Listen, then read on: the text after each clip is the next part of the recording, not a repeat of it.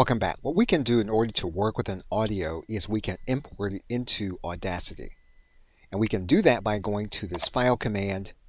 We can then go to this Import command. And what you'll notice here is that we can import an audio file, we can import labels, a MIDI file, or raw data. We're going to import an audio file. You'll then see the audio on one specific track. This file then is ready for you to work with it if you want to go through an editing process or you want to add the effects that Audacity gives you access to. We can undo this function by going to this Edit command and going to Undo Import. We can also import the audio from an MP4 file. And to do that, we can go to this File command. We can then go to this Import command. In this case, we're going to open a video file or an MP4 file. We're going to click Open. What you're going to notice then is that Audacity will strip the audio from that file and place the audio into your Audacity program so that you can use it and edit it and provide effects to it.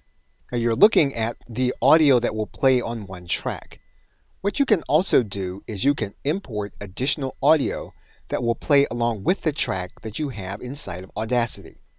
So for example, if we were to go to this File command and we were to import audio, and this time we're going to look for an audio music file. And so basically what you do when you add on a second track, you'll be producing an audio with spoken word here on the top track and then music here on the bottom track. And so you can continue to import files that you want to be part of your final production here in this area.